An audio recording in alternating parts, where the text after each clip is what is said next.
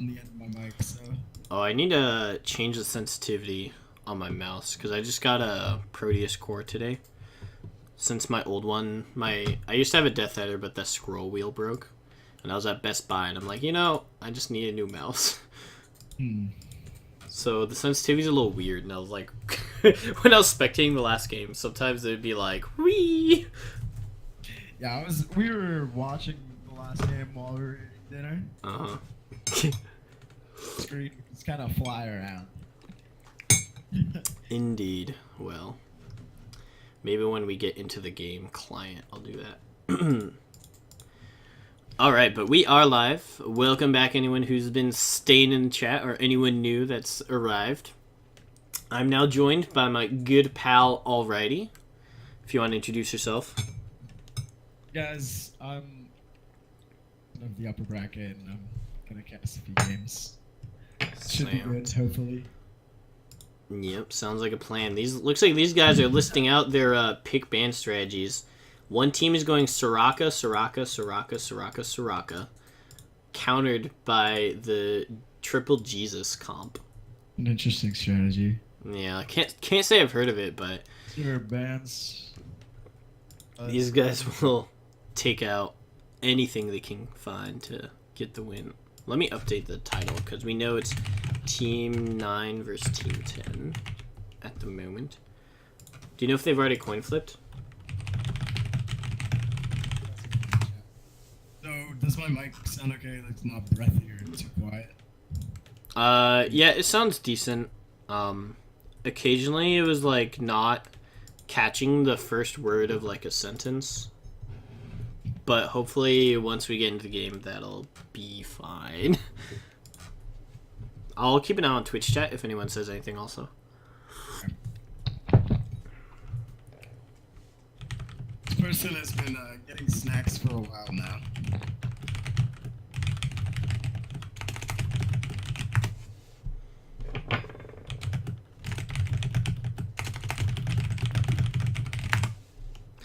Alright. So this guy did choose Tails. I'm going to switch to a monitor cam for a hot second just to show you guys that this is an actual coin flip on Google. And looks like the result is Tails. So come back and friends get to choose which side they want to be on. They choose the same side that they're on, so we don't have to do it. Yeah, thank God. Please. That would be, I mean, I guess we don't have to do anything, but it's always just waiting.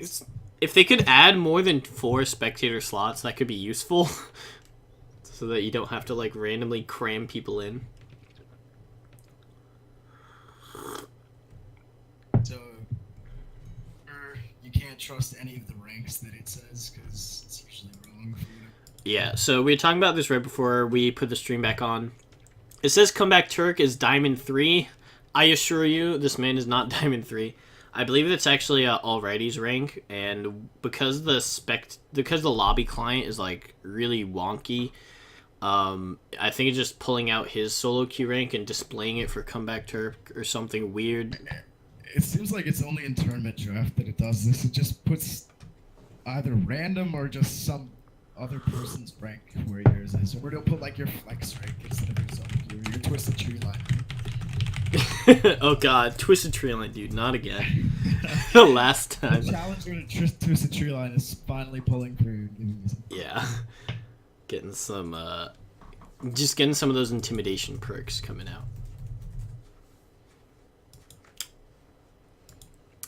I find it pretty interesting that, all of Team 2, except for maybe Alex the Greatest, are in gold, so a fairly highly ranked team overall.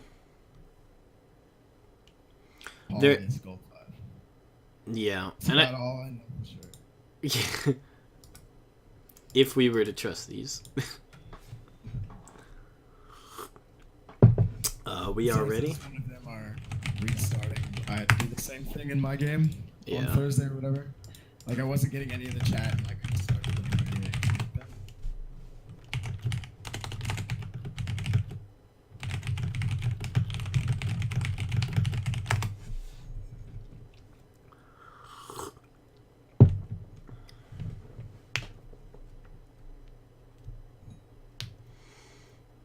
All right, so I think it's kind of interesting that now that we do have the 5-ban system in tournament draft, that kind of adds that extra layer of strategy to the pick ban phase.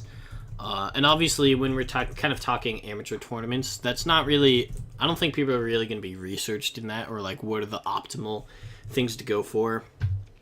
But As for more targeted bans in the second phase, because you're obviously not going to ban something out that's already picked by the other team. right. So it's interesting to see people try to ban out other people that they're just starting to research or stuff like that. Particularly, I think it gives a lot of power to the red side in pick ban, where I mean, unless there's a single power pick that maybe both people on each team, 2 people on each team play, that you want to first pick for the blue side, you have the ability to last pick red side going into the bans. So if you want to bring out like a surprise pick, then you can grab that and then immediately ban out a counter to that.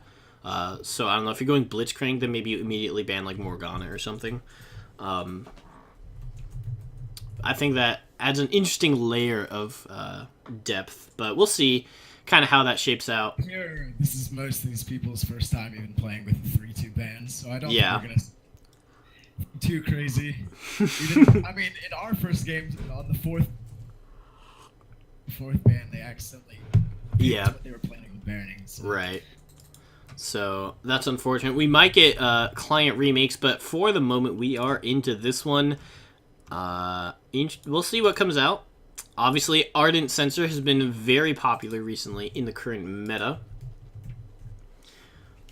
I do think Nug, at least, has been playing mid lane. Mostly. But Bring out. I think he's going to do the insta-lock Yasuo first pick. I hope so. I want to flame so badly. Yeah. Today I'll be doing the mid lane cast, so I'll be critiquing everything that the mid laners do. Uh-oh. Really heavily. Feels bad, man, if you're in that position. But that does give you a lot of opportunity to improve, I guess. So, About bot lane, I guess. looks like we do have Sejuani, Riven coming out. Riven was banned in the last game also I casted, which is completely unrelated to this one. But I guess people just don't like trying to deal with it. They probably people's Yeah. up and see something they don't want to play against and ban it. We'll just ban the most played champion. Indeed. Janna, Sejuani are also pretty premier meta picks at the moment. Just because Janna gives you a lot of accessibility to Ardent Sensor buffs, and Sejuani is one of the most powerful junglers in the game because she's pretty much strong in all phases and offers that really powerful gank opportunity potential. Offers initiation where not a lot of other champions really do. You can just throw out that potential initiation every 40 seconds or so at later parts of the game and just win the game off each of them potentially. Indeed. And my heart really goes out to this red team, Team 9 right now, because they're trying to ban out all the passive defensive supports, and I always like going ham in the bottom lane, so I can feel them. 2 Ardent supports and they get picked at third. So we'll see if they want to play an Ardent support themselves or if they want to go for something more aggressive like an Ignite or something. Yeah, and obviously Soraka is a very defensive and very ardent enchanter type, filling that role. But Soraka, as opposed to Janna or Lulu, does give you a little bit more opportunity to actually make plays happen, just because she's so fragile herself. So I did mention the Blitzcrank, kind of jokingly. That is a possible counter to Soraka if you can land those rocket grabs. Power of Ignite in the lane as well. So it Yeah. gives you more of an opening to go one of those more aggressive support style of play. But they do pick Jax, which as a first pick, that means red side will get the counter pick to the Jax. So we'll see what happens there. So what kind of champions do you think blue side want to be looking at if they want to go to counter Jax? There's so many different options to counter Jax. Pretty much any champion that does decent early and doesn't lose a split super hard late, or that they can cripple Jax so that Jax beats them. One of those champions is definitely Renekton. It's kind of the classic Jax. Yeah. Back even in like season 3, used to see that. but I definitely think that Trundle still gets the upper hand in that matchup for a while. Two definite splish pushing champions, not team fighting champions. Cool. Interesting that they're hovering the allow. Oh, there's the Aatrox. Go Aatrox. No. So Gragas also, we haven't really touched on that. That is a very strong jungler right now. Pretty decent early game, and like you were talking about the importance of initiation, Gragas does offer that, even though it's a little harder to get that to pull together as opposed to the Sejuani. You have to be up on the front line yourself as opposed to just throwing something there. Right. And Luck's going to be banned out here, just trying to target that mid lane. Maybe Heaven Stars or whoever is playing that mid lane matchup. If it's Nug, possibly doesn't want to go against some of those high burst, long range champions. Definitely a champion that Nug plays, so we'll see. Yeah. And you mentioned going aggressive on the red side in the bottom lane, and Misfortune, if you have an engaged CC support, is definitely one of the strongest laning AD carries. The amount of burst you can get from the double up, from the love tap, is pretty insane early levels. Can lock people in place. All she has to do is throw down the ultimate. It's pretty much a free kill on either Soraka or the AD carry. Definitely. That bot lane focuses the Soraka and not the AD carry, because I've seen so many things just go wrong when they focus at the AD carry suddenly full health, and then it's just turned back around onto them. Yeah. They banned Bard. Huh. I don't know if their support is a Bard player or not. But Yeah. So there are a lot of very maybe uncommon bans on the blue side, and I think that might be indicative of that research you're referencing, where it's particularly with amateur level tournaments where you don't have people playing 10 hours a day practicing a huge competitive champion pool. Finding the niches that people really enjoy and are comfortable on playing can sometimes be very oh my dear. This is a dangerous lane for blue team in the bottom.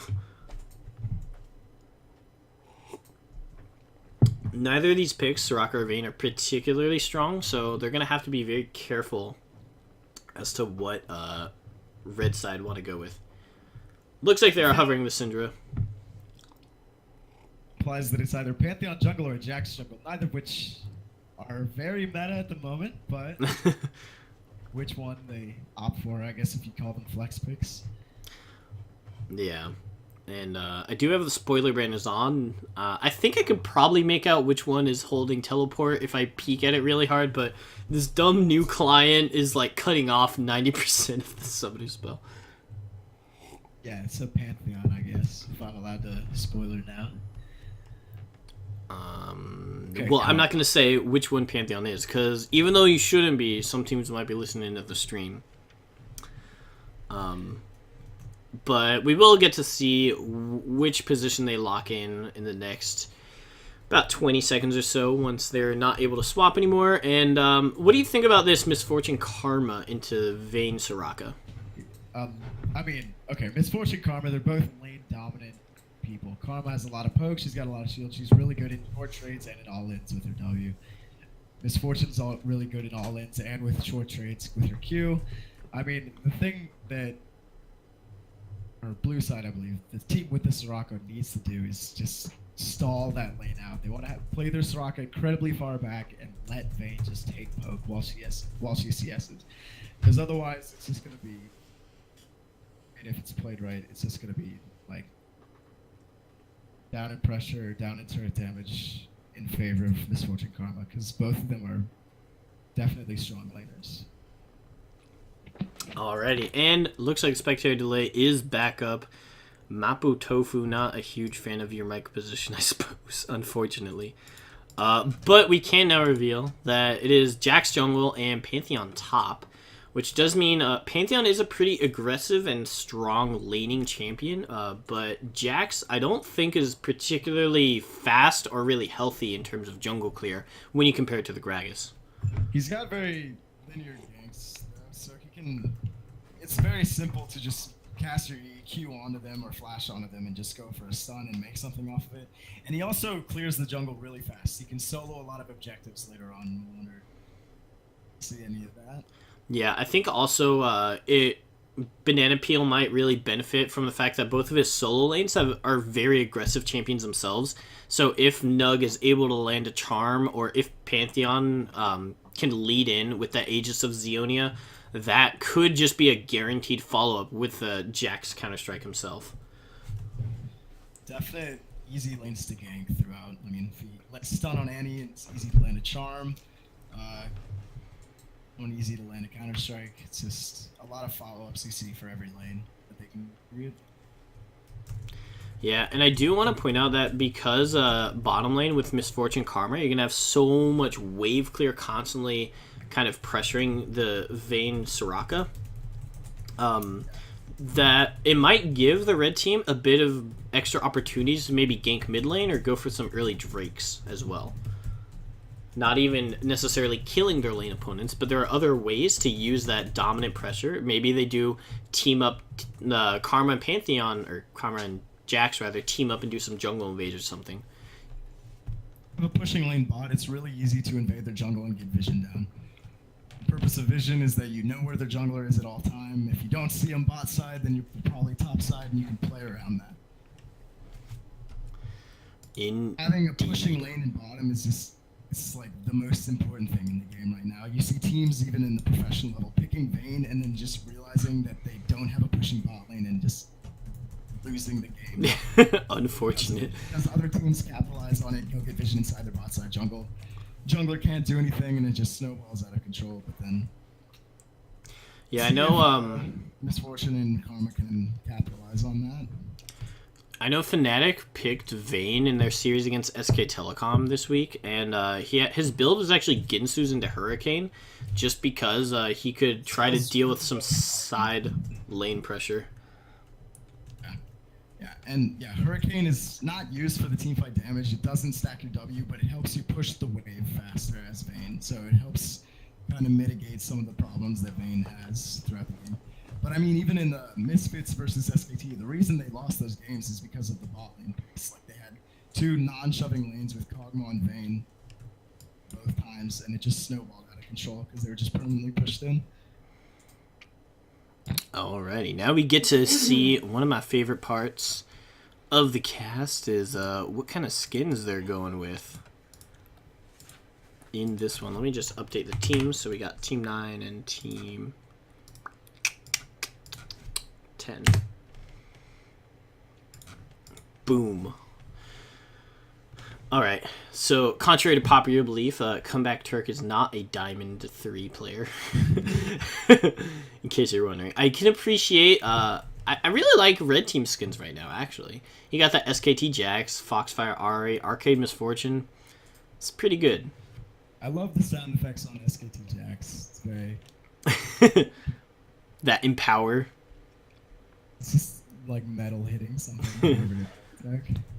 One thing to note is that Ari has teleport and Annie has ignite, so we'll see if they can make some teleport plays before that lane snowballs against the Ari. Because Annie definitely has a lot of solo kill pressure. Yeah, and interestingly, I saw Jax actually went Fervor for battle.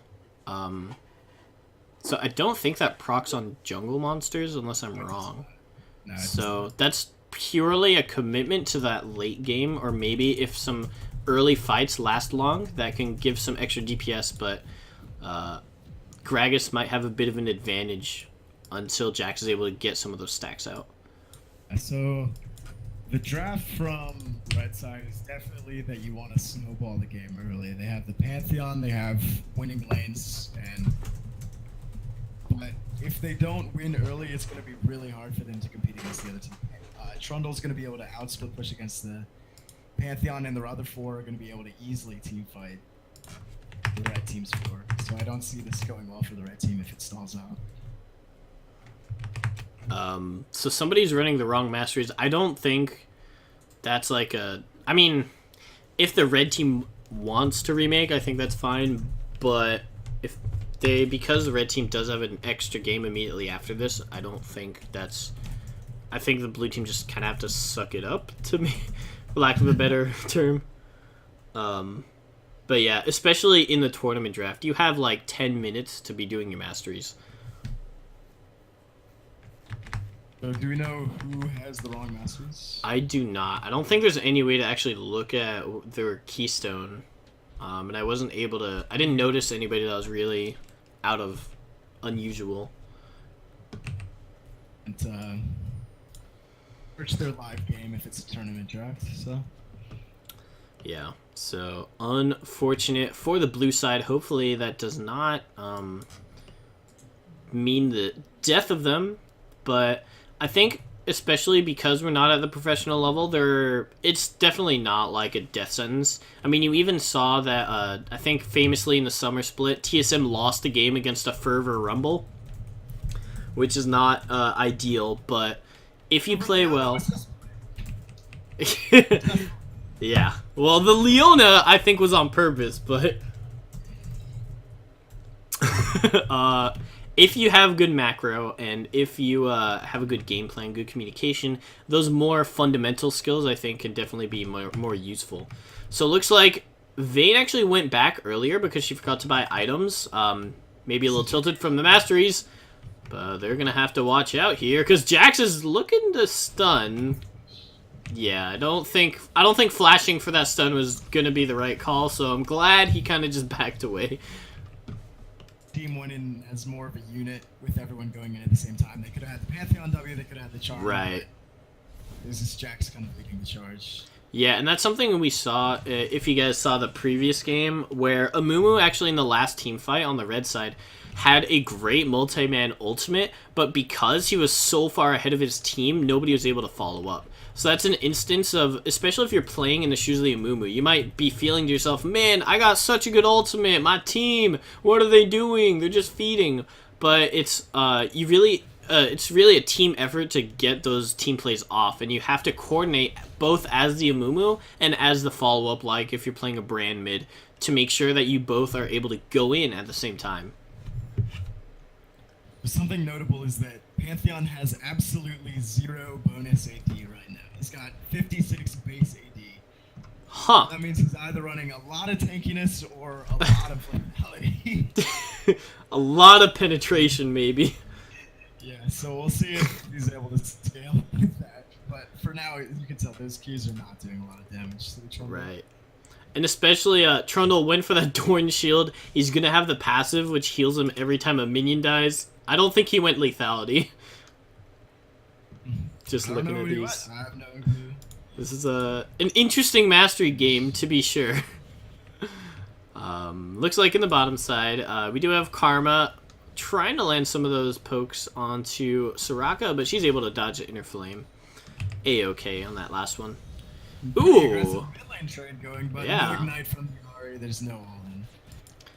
Do you think she could have maybe made it work? Because Annie doesn't have it. Well, actually, Ari has teleport. My bad. She doesn't even have the ignite, but looks like in the top side, Trundle for sprint flash. We have to watch out for it. It's a lot of the CC that the laners bring on their own. It was super easy follow-up from the Jax to layer on his own CC. Yeah, and you have to be so... Jax all the lanes. And in any lane, you have to be so careful staying next to the bushes. Trundle was near that edge, so Jax didn't even have to reveal himself before he started engaging. Conversely, here comes Gragas actually engaging. Yeah, no Jax...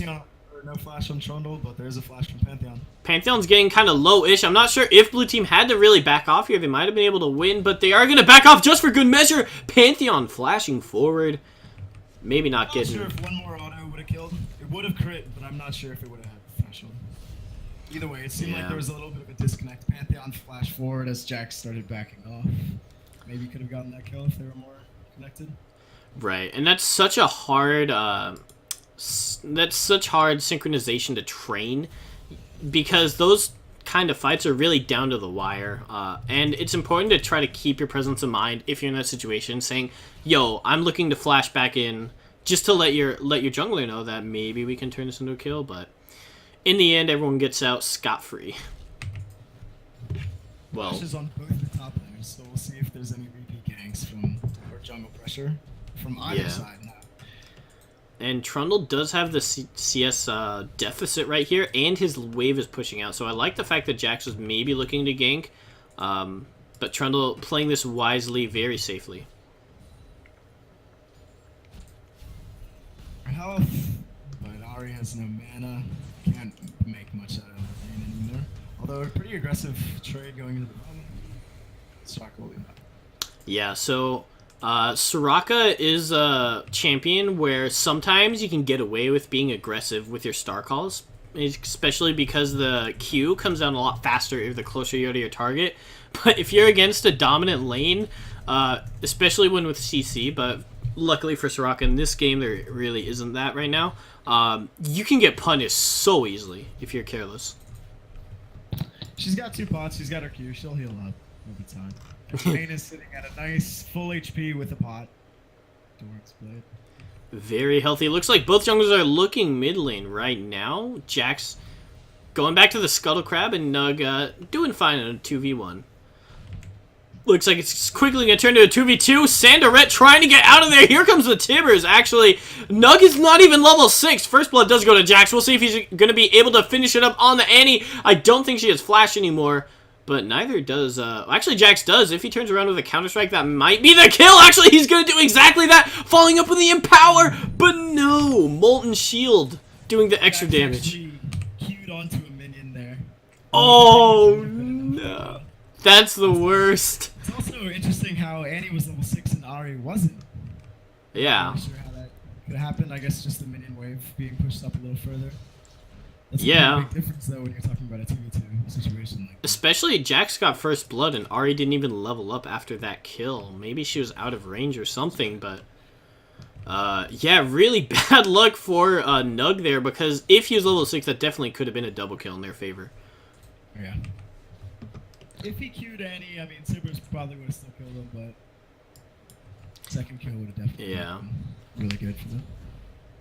We'll see how Nug decides to play that going forward. He did lose out some minions when he lost that trade, so now he is down a little bit, especially since Annie is now 2-0, giving her a 500 or 600 gold lead.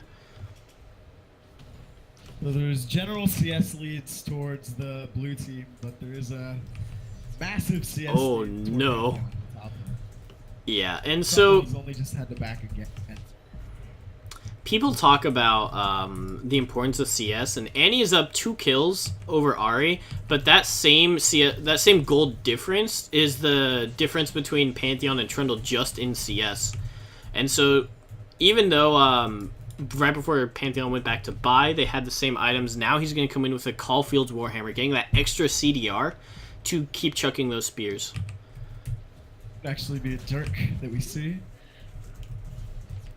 Either way, yeah, definitely. Oh, it's a confidence. Yeah, expecting more lethality from the Pantheon. Yeah. Is that Trundle's still going the Tiamat rush, which means he'll have against the Pantheon that's only continuing to scale into his power spikes. He's going to be forced out of lane.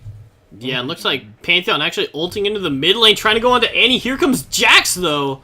A good 3v1 combination of everyone. And just make sure to hit J or hit U and drag the timeline so you're as far up. So you're at the same place I am. Just because it sounded like there might have been a time desync issue. I went back to rewatch the 2v2 and I forgot to skip. Oh, okay. Yeah. But anyways, that is going to be 1 kill over to the red side. They're going to be pretty happy to put that in their pocket. We'll see if Ari decides to try to roam down bottom or the top lane, since that's pretty pushed up. The rushes are coming back up on the top laners. No jungle took advantage of it either way. And before the game started, you're talking... Yeah, you were talking to me about this bottom lane matchup, and you said Vayne's perfect world is if they never fight and she just is able to farm up. And seeing as they both AD carries have over 2,000 gold in their pockets, I feel like that's a pretty good spot for Roomy Bear. But actually, Vayne going all in. Yeah, is she going to be able to finish off with the final hour? That's a lot of heal. Oh, man. Nope. Oh. Karma also saving heal throughout the entire time.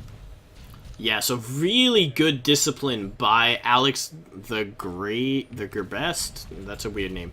But really good discipline, not using that summoner heal. Pantheon actually forced a flash here now that Trundle is level 6. Jack's not getting in barely not getting in range for that kill mid lane. A lot of action going down right now. Every single lane. Pantheon could definitely dive if he could get W range right now. Alright. Tone the Terp taking another poke in the face from the spear. We'll see if Pantheon's getting aggressive. Oh no! Oh, that's the worst. So, I think when you're doing that Pantheon combo, if you can W auto E to maybe work in a little bit extra damage, but if you're throwing the Heartseeker Strike backwards, that's not a good time. Maxing the E in this lane, so definitely not as much of a poking presence from the Q damage. Guessing she's just trying to set up better with alt and just where she just throws down the E and the R at the same time and just murders people. But yeah, you can see that it hasn't been working out to get their health bars low. And I do want to commend the red side right now. They do have decent vision around the Drake area. Annie actually roaming from the mid lane while Jax is still soloing this dragon. If she spotted him out, that might have been a free kill over for the Annie, but she does have the flash tippers ready. This is what we talked about. Jax's ability to solo objectives early on in the game. That's just a free Infernal that's completely uncontested on the blue side. Yeah, and Beaton H asking about Pantheon's max order. Looks like he does have a lot of those points into Pantheon max Q first, but he is getting that E second, I believe, if we click on him. Heartseeker Strike second, so pretty standard. Yeah. Tone the Terp actually throwing out a little cheeky ward over this wall. Now, I do like that ward position, but if you have a control ward and you don't have the lane pushed up, I think it might be better to just put down your regular ward, like your trinket, because now Pantheon can clear that pretty easily if he is to go over there, but looks like he's not really getting noticed so far. Here comes a subjugate from Trundle. Is he going to have the damage? He didn't realize that he was not winning that. Yeah. Although, still flash, no flash from Karma. Oh, Karma having to flash out of the star call. Here comes Nug, actually from the bush, going to be killing Comeback Turk. Is Karma going to survive again? Her heal is down. Her shields are up. That's going to be one kill, going back over to Nug. And another kill picked up for the red side. Oh my gosh, this game is getting super aggro. Good response from the from Annie on the blue side, seeing that Aru is already down there, trying to make something happen for her team. And Pantheon probably should have backed off, because I do believe Annie walked through that control ward near the Rift Herald. He got the kill himself as well.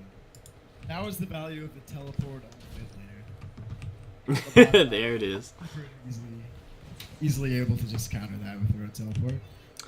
Yeah, so if you go to the gold situation right now, Annie is still up about 400, and that is actually a pretty significant difference right now, because she's finished her proto belt, whereas Ari hasn't quite committed to any one item first. So even though the number difference isn't huge, the item effectiveness is actually pretty substantial.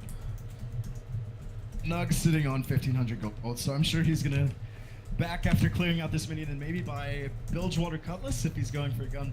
That'll be interesting.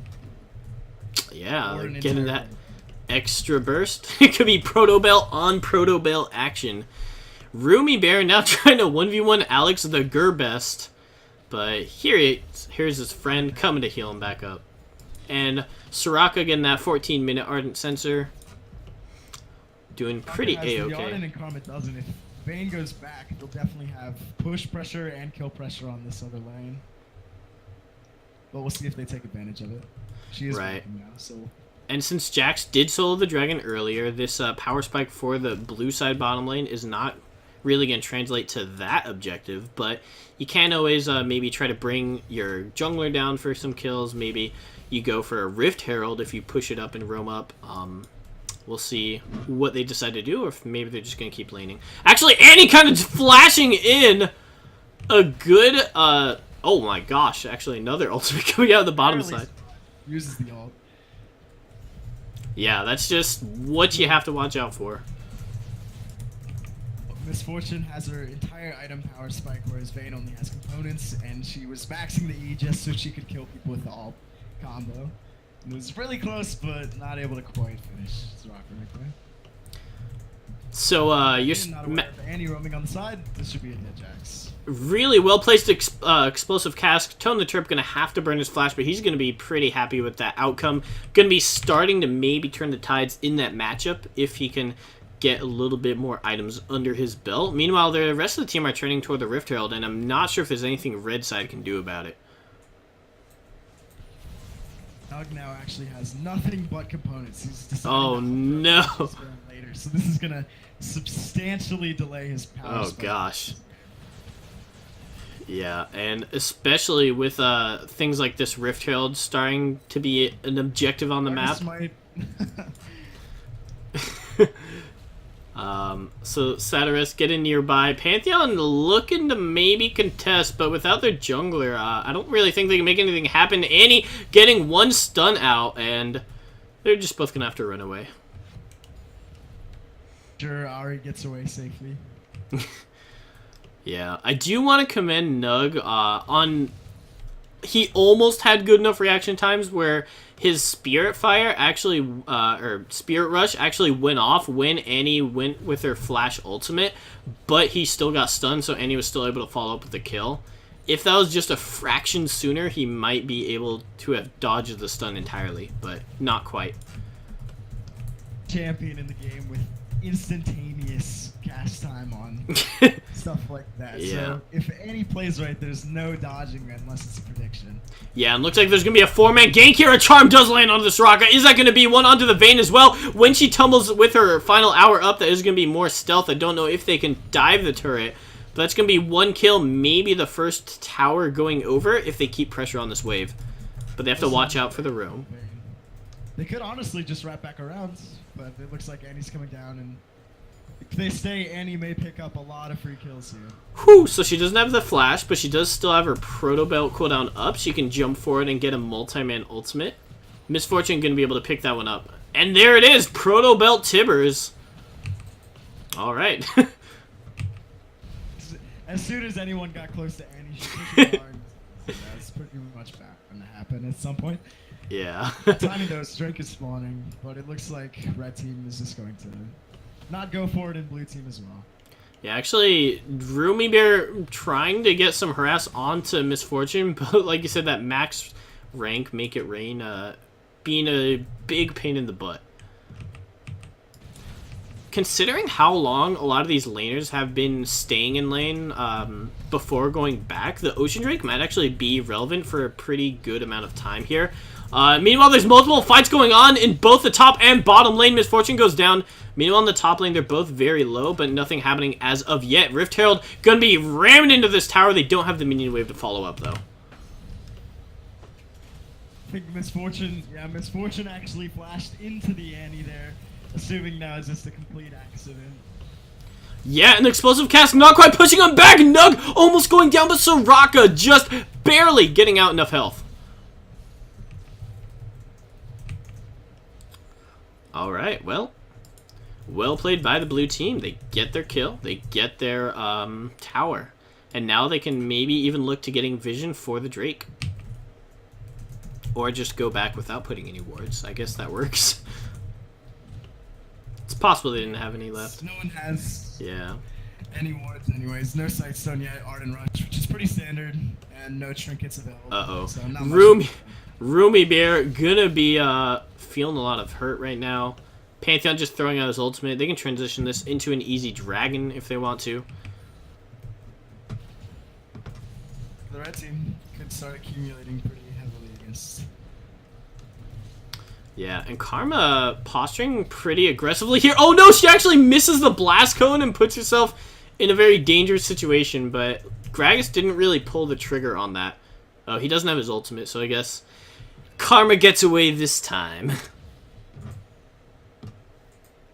Junglers actually opted for the blue smite, so favoring the damage burst in their ganks over the extra vision that they're putting down. Standard in these games. I'm not sure. Yeah, I mean, obviously in the professional play, you see a lot more of the green smites to get as many wards out as possible. But if your team isn't maybe communicating as optimally, sometimes having more vision doesn't always translate to making better macro calls. I do, as a support main, I still gotta say, get more wards, guys. Come on. Especially if you're playing the Jax, I feel like having the extra wards to hop to and then going for maybe a sweeper might be a little more useful. But having the ward hop. Oh my gosh, that was clean. Straka tanks the turret for too long. Not sure how she even got the aggro there. Maybe she landed a star call before Annie ulted or something, but somehow she. Setting up the play. The star call. Yeah. 3v5 though. Yeah, a good combo with the Jax and the Pantheon, dropping Gragas really low. Now Vayne getting in turret range, so Nug is going to pick up 1 kill, a double kill. Throwing up the Orbit Deception, a triple kill. Is that going to be the Quadra? No, Pantheon takes the last one, but... Yeah, very, very good response from the Ahri there. Understanding that blue team were getting a little too aggressive. Vayne, no need to tower dive in that situation, especially 2 consecutive charms on exactly the people they needed to charm there, which is just guaranteed kills with the help of the turret. Yeah, that's honestly the dream. Nice. And importantly for Annie, she did have a dark seal, so dying, I do believe, still loses a bunch of those. It says 4 glory on death, so that's gonna definitely stop some of that snowballing pressure that she was having, that she had before. And we finally have a Banshee's Veil onto Nug. He made it, boys. The good old 21-minute first item. And he just did upgrade the Dark Seal into a Maji's as well. Ooh, so that's a ballsy move. And she lost out on 20 AP with that death. And oh gosh. Even further away from that 15% movement speed, which everyone wants when they buy yeah. Especially when you have somebody like Annie, which is seems to be one of their main initiation tools in this game. Having the extra movement speed makes her so dangerous. Now they have a completed Sightstone on their support as well, but the support is still carrying that vision trinket, so I'd like to see the swapping out for the sweeping lens soon. Yeah, unfortunately Karma decided to go for the Aegis, which is very useful when she's been the target of multiple Tibbers, but it's still a little sad that they can't put down the wards as much as they want to. Or as much as I want to. Just in the map in general right now. One at red team zone blue buff, and then one in the lane bush for the blue team. So yeah, they're just sitting on 5 just vision trinkets right now. That means they're moving the wards from the blue team. Right, and I do want to say that the red team has been placing their wards decently. They have like a whole line around the river. Now I think they're starting to expire.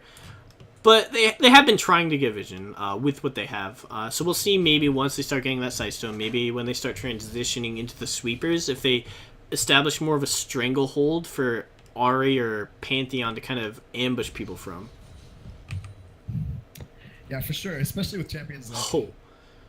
These spears, though, in the top vision lane. is so important to make the picks that you need. And yeah, it's the Ravenous Hydra. He'll be able to sustain it all up if he's got a lone tag with the wave, but Pantheon is just not allowing that.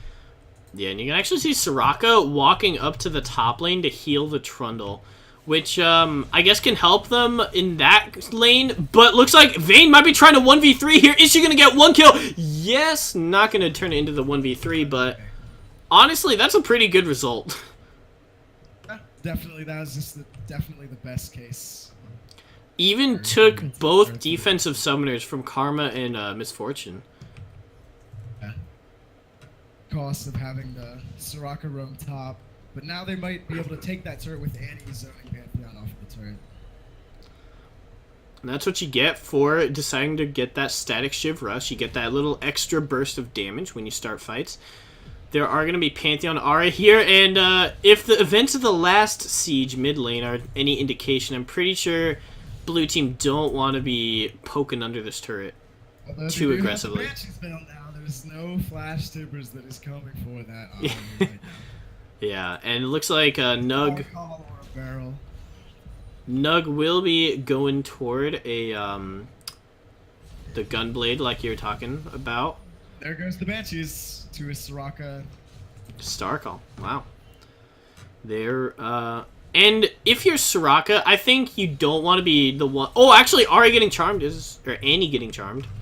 I'm going to go out on a limb and say you probably, even though it took the Banshees, you probably don't want to be risking trying to be poking an entire enemy team comp as the Soraka under tower. Because in the last tower dive they did, Soraka actually took aggro, I think probably because of that. And here, when you're against a Flash Pantheon with Flash, that's a very, very dicey situation to get into. Remember the process, or pretty much anything like Soraka or, I mean, Misfortune E could easily make people for extensions and stuff like that. Yeah. People a lot of times kind of forget the value of soft CC, even if it's not a stun, to make it rain. So, is it, what, like 70%? Almost 80. 60%. It's 60%. All right, right around that. That is a lot of movement speed. When you have the follow-up CC, that could definitely be enough to start team fights. A lot of times you see in pro play things like Jin's starting team fight with his curtain call. If you have the coordination to follow up. It's all about the follow-up. You can't make a play with nothing but Misfortune Z, but if your team can, then... I mean, that, unless you're the Annie, sometimes you can just wombo combo 2 people by yourself.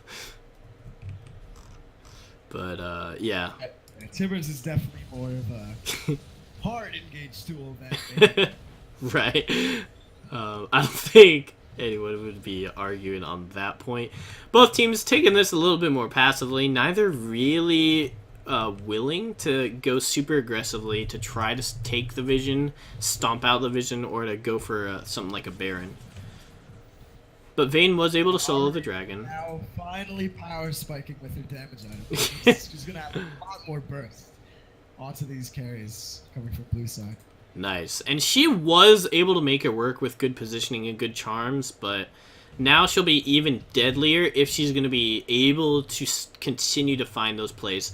Speaking of finding plays, looks like Jax is going to be flirting with the bottom side. Not sure if he and Karma can beat the 2v2. Looks like Gragas can be engaged here. Good good bullet time. Gonna be aimed right at them, and there's the charm. There's another kill. Here's the blasting cone, but Ari still has a flash. Unstoppable. Although Vayne's pushing up the mid lane, this is a free turret. If the rest of the blue team's members stop the rotations, Vayne can easily get more, but there's a Pantheon coming. Yeah, very, very quick and good response from the whoever's shot calling on the blue team, understanding that even though they did get into a bad situation, trying to not make it too terrible. They keep the gold lead to a 1,000 gold deficit, and they do get that important control around the mid lane. From blue team pushing up too far on the side that they just didn't have the resources in. Annie was taking blue, they had people pushing them in. Annie has to watch out. This is a dead end. Yeah. You were talking about, yeah, we were talking about getting vision, trying to get deep vision, clearing the enemy vision.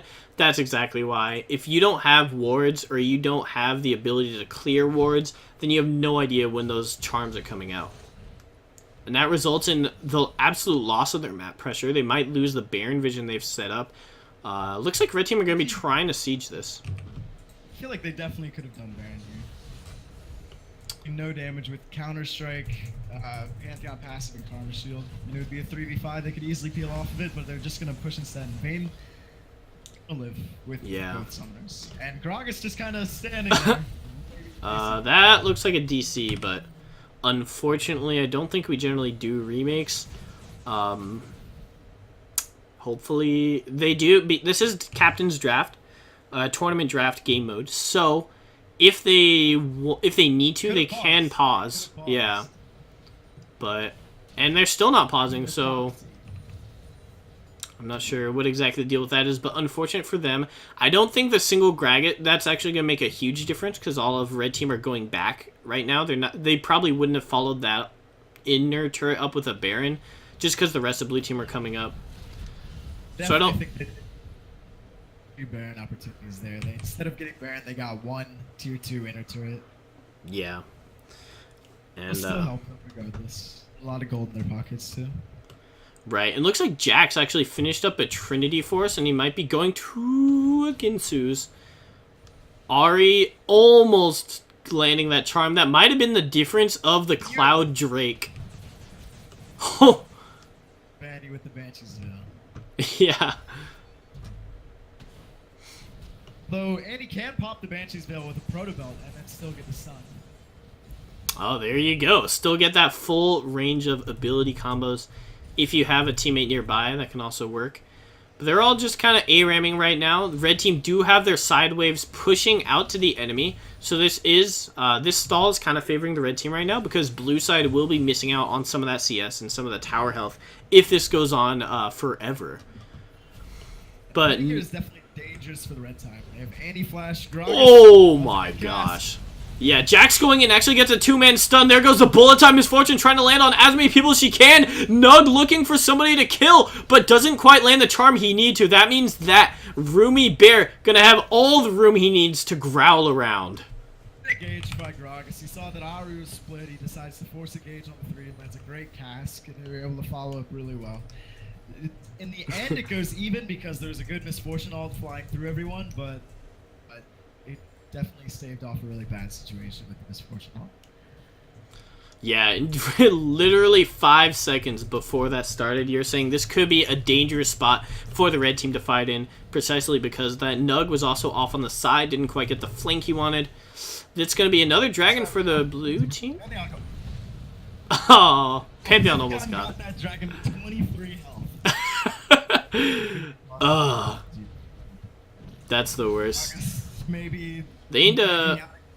with the EQ. Unfortunate for Sadaret, but he's not- yeah. also not backing. Just question marks. He's still doing the job. Oh no. Alright. Well, if they need to pause, they can pause, but maybe this is just the advanced BM. Yeah. Yeah, have your own team spam ping you. Yeah. And Beaton H and Twitch... He was not lagging when he initiated that fight, though, because that was a good initiation. Yeah, that explosive cast was beautiful. Gets 2 to 3 people into your own team and knocks others away. That's basically perfect, more or less. So, good engage by him when he's not lagging to infinity. We'll see how they proceed to go forward. Amidst all this action, it's still a very even game. And you were talking about how the early game was favoring the Team 9 going into this. Do you think that since Blue Team might have a more scaling comp, they might be ahead? Or do you think the champions on the red side are still going to be able to bring this one forward?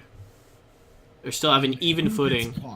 I think it depends on who gets caught. Both teams do not have good drafts for like both split pushing and team fighting. They have drafts to just pick people out and then try to take advantage of it. They have Annie, Pantheon, Gragas, Vayne, all of these champions that just want to kill one person. And there it is. What's up this time? We have a disconnect. Not a surprise to me in the least. I wonder who it is. I Yeah. see Gragas walking back to base on the map. That's unfortunate. But I mean, hey, sometimes this stuff happens. And yeah, it's if like you're saying, if they can still find those picks, could be worth it. They could still find a way back into this. I also want to point out Jack's building the new Sterax gauge that offers him an extra 30% tenacity on top of his Mercury's treads that he already has. Gonna be very hard to lock down with a lot of CC from the blue side. Yeah, so we'll Gragas see. reconnected about 30 seconds ago, and the game still has not been on pause. So I'm assuming he's trying to fix his internet in some way. Yeah, well, hopefully he does get a solution. pro tip, if you guys are on campus, I definitely recommend using the Ethernet.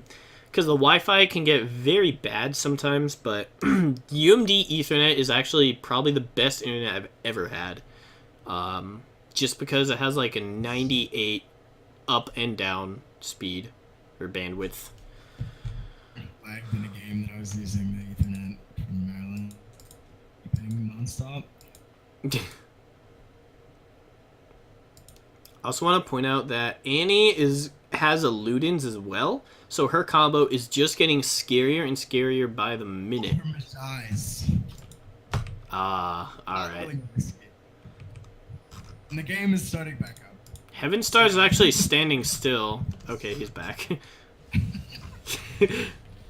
Alright. We back in this, boys. There is a double or triple wave on the bottom side for the blue team, so Jax is going to have to deal with that. And keep in mind, Jax is not their top laner, so he does not have teleport. Blue team is not really in position to rush the Baron, but seeing that all of red side are spread out, maybe they want to work with that information. And see, this is the importance of control wards and just vision control. Because if they see Jax at bot, they sweep the Baron, put control wards everywhere, and then they can just either do the Baron or just sit there. Jax either has to lead the wave, risk that they're doing Baron, keep pushing the wave, or your entire team has to checking the bushes and stuff like that. And against the Tibbers, against the Gragas, it's really easy to bait the Baron if you have proper vision control. Yeah, and they're not really sweeping. No control wards out.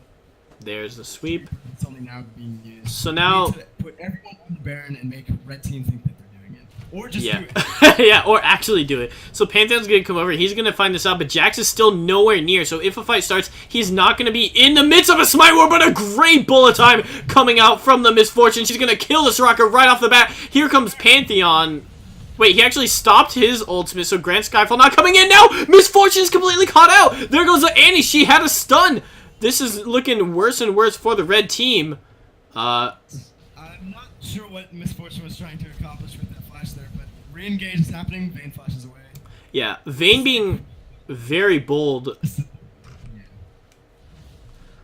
So all in all, what people need to do is just reset right now, but they're just kind of walking back and forth. All right. There's blue team finally going back. Generally, if you get the Baron, you already get a lead. So normally you don't want to continue fighting afterwards. Unless you get something like maybe a Misfortune catch. But, so they are going to go back. The home guard's super easy to reset. Spend all your gold and just shove waves out with Baron. Yeah, it's always really funny that with the Baron recall, sometimes if I'm playing a game and our team is rushing Baron, somebody will start going back to try to defend like a split push backdoor or something. But because we get the empowered recall, by the time they back, we actually get there at the same time because our recall time is like halved. It's just funny to keep in mind. You do have that. What blue team needs to do right now is they need to send Trundle to side lane and just have no strong initiation from them while they just siege and let Trundle get towers. And it looks like they were doing that, although Trundle did sit in base for about 30 seconds. Just contemplating life. Man. Deciding what to buy. Yeah. I do want to see...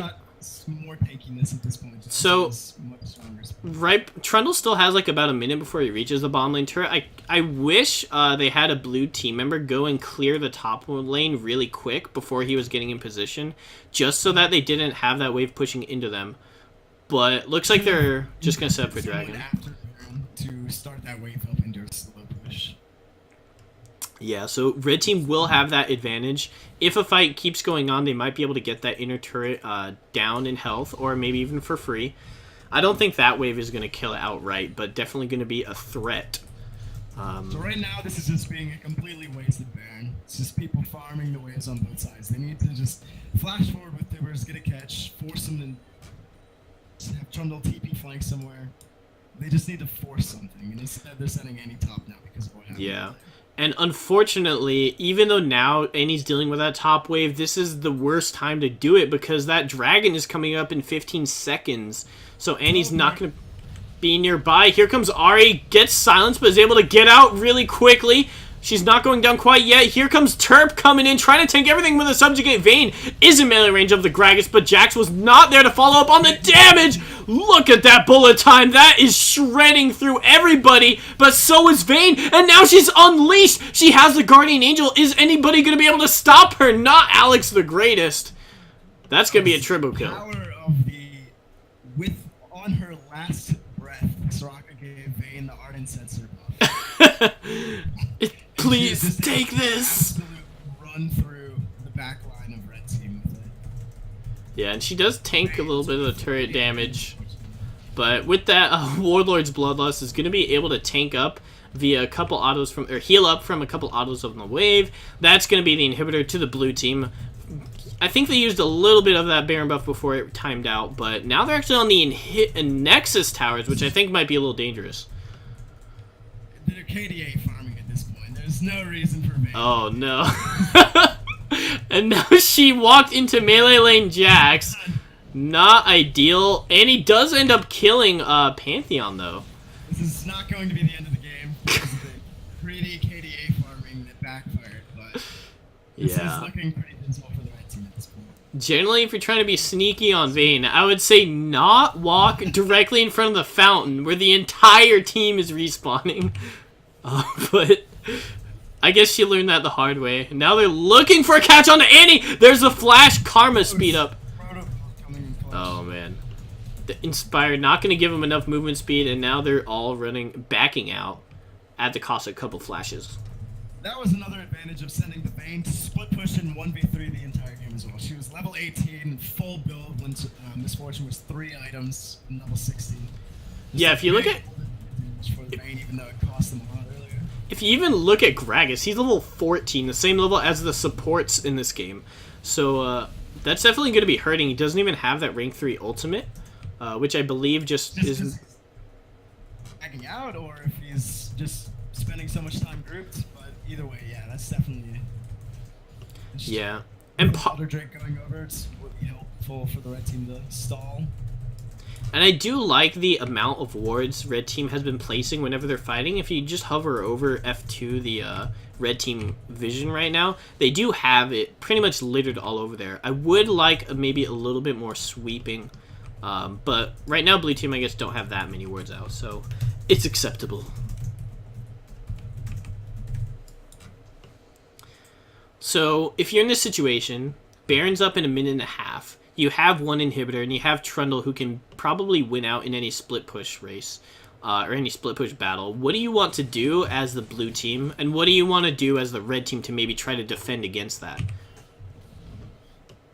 Okay, for the blue team, it's really linear what you need to do. You need to group up, not get picked, get the Baron, and have Trundle at a side lane the entire time, just exerting pressure with his teleport. That will be coming up around the same time as Baron. What the red team needs to do, even though not really achievable if blue team is playing smart, is to get a pick with a Pantheon ult or a Charm or a Jax or something, so that they can force blue team away from the Baron or away from these turrets. But as long as they're grouped, I don't really see a way for red team to win unless blue team just massively misplays a team fight. There goes the charm, but Vayne flying out of there with the blast cone. I do really like the amount of wards blue team has put in the enemy jungle. Earlier on in the game, their vision was not really good, but right now they have probably 10 wards all around in between the mid and top lanes. So I do like the fact that they're trying to prevent any of those death bushes from happening like they did earlier with the Ahri. Necessary against the Trundle Pillar Gragas Annie combination. And now Annie's flash is not coming up for another 80 seconds or so, but this could be a pick. Yeah, red side trying to find a charm. They do get it onto Gragas, but they have to watch out for Annie to follow up with a Tippers of her own. Oh, no, explosive cast! Just barely by the tips of Karma's face. I don't think that makes sense, but it smacked her right in the lips, sent her flying back into the enemy team. That was just a really well-placed cast. Perfectly straight to the center of the team. So what you're saying is, to play Gragas well, I just need to get the worst internet quality in the game. Yeah, I mean, it's It's a pretty obvious relationship between lag and skill. Yeah, unfortunately, Annie was trying to defend, but that's a charm. Even though the vision was gone, Nug knew that something had to be up, and now Tone the Terp is trying to 1v3 the enemy. Here comes Vayne, looking at the misfortune on the side. A really good Equinox from Soraka, stopping that bullet time. Interesting positioning from the misfortune there, somehow ending up on the complete opposite side as everyone. Good body slip by the Grog is continuing to fight. Yeah, I don't know how Soraka got charmed there through the minions, but somehow Nug finds it, is able to find that CC. Unfortunately for him, the rest of his team is dead. Roomy Bear gonna be finishing that one out, and he is 13-4 with the Phantom Dancer Guardian Angel about to come back up. This could be the end of the game. Oh, wait. By all means, unless blue team decides to...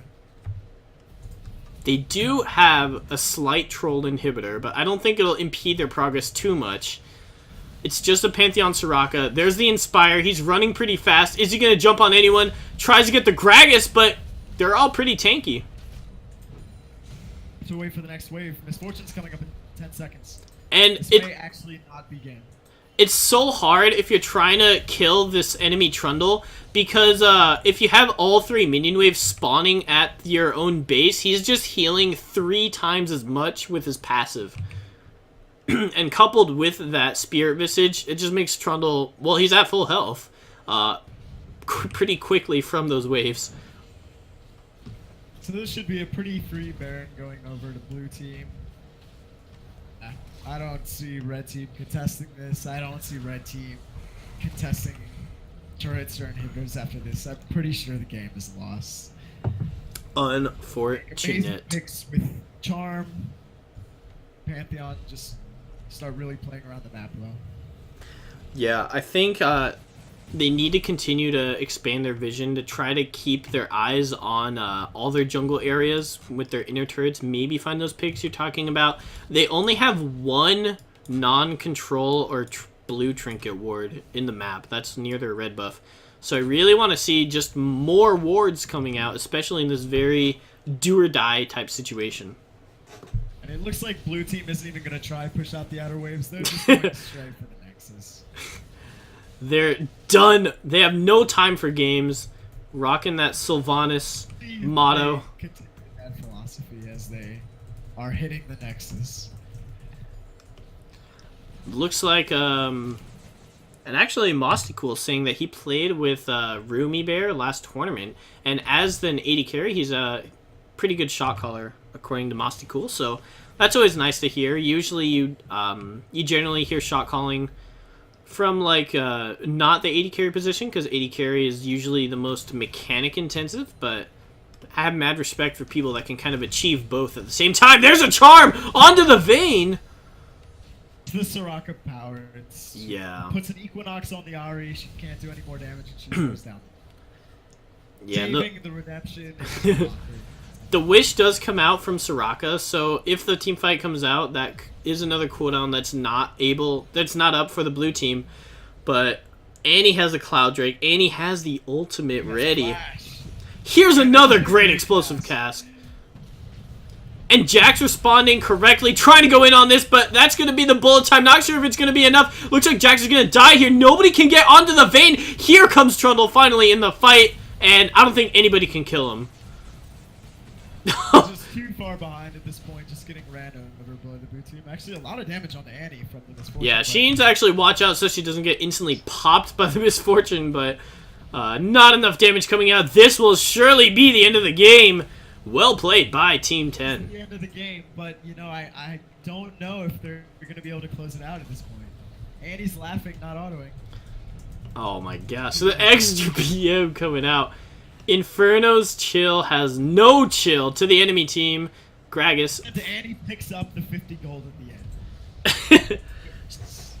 She just is trying to master the last hitting abilities.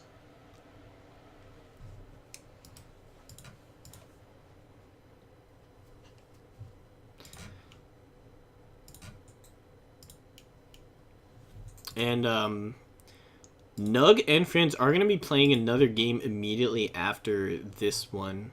Well, I mean, this one is finished now, but they are going to be doing another game. And so I think it's going to be interesting to see how they might be able to recoup from this loss and go forward kind of more clear-headed. I mean, yeah, I definitely think that Red Team had some winning sections of the game. They were able to win a couple fights in a row with great charms and great things, but they weren't ever really able to capitalize off of anything. Like, they were winning these fights, but they weren't taking objectives at the same time. Besides that, it was just really the Jacks did. It was just, yeah, they weren't able to really take towers, take barons, take vision control. It was not as close of a game as the gold would tell you, but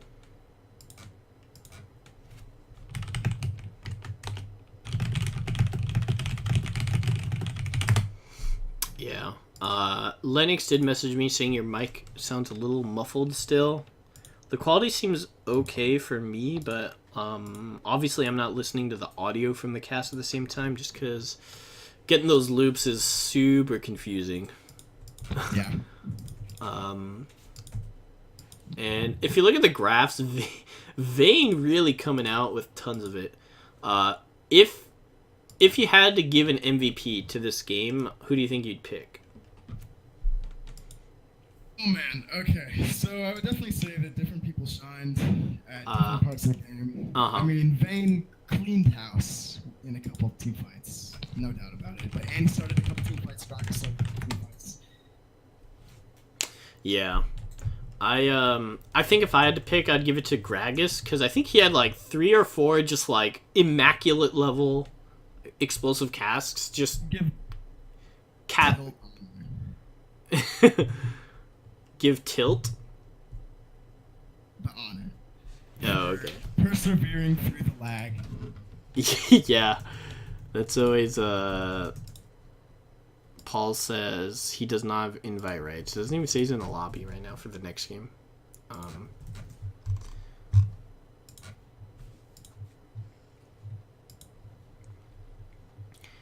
I do kind of appreciate that if you look at the damage graph, Red Team has almost like a normal distribution of like a bell curve. It's kind of nice to see. Alright, we do have the invite for the next one.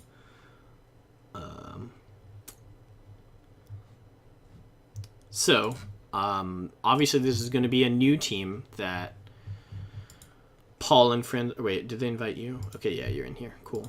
So this is obviously going to be a new team that Team 9 are going to be facing. Do you think there are any specific things that they can work on coming from this one? So, I mean, yeah, like I've said, they just need to work on not necessarily making the plays that they're making, but capitalizing off of the plays that they're making, because they just weren't doing anything with the advantages that they made for themselves last game. They need to be able to actually push waves as they want and get the vision they want to really make impacts, meaningful impacts into the game. Cool.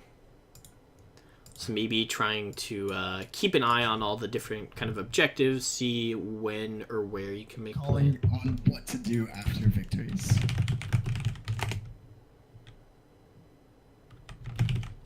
Alright, well, so Derpy Cub's saying, I'm the captain, I will pick, which, I mean, I guess is fine.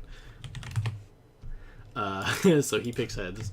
And I actually don't do it by captain, I just choose somebody in the lobby. Or, why am I Googling heads? Let me Google coin flip. Oh, dang it. I mistyped that. Ugh! Talking while I'm typing is so hard. Alright, it came out as heads on stream, y'all saw that.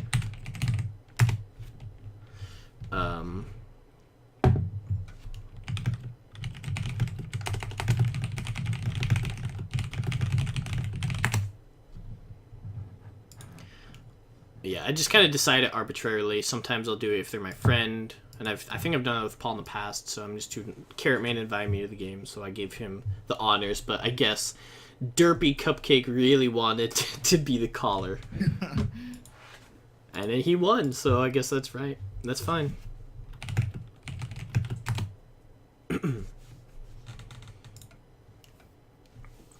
And I don't think we had a placeholder last game, but in the first game I casted, they did do placeholding. So basically, if you want to choose a champion strategically, but that person in that order doesn't have it, you can basically choose a random champion and message the other team saying like, yo, this is going to be Olaf. And then you just remake the lobby and do the same pick bans. Looks like there's going to be an Echo ban coming out from Banana Peel. Another Riven ban against this team. Yeah. Just really I mean, he did play Pantheon, so pretty similar playstyle. Right. Very aggressive early game, trying to snowball that lead. Unfortunately, last time didn't really pan out. His ultimates I don't think most of his ultimates really were like super impactful, if that makes sense. Sometimes he used it to catch up, but... There's the one good ultimate on the second mid turret. But other than that, Yeah. there wasn't really too much impact from them. There was one earlier mid game, or early lane that killed Annie, but yeah, those are the only two that I can think of that really did anything. The Jana ban, Blitzcrank ban as well.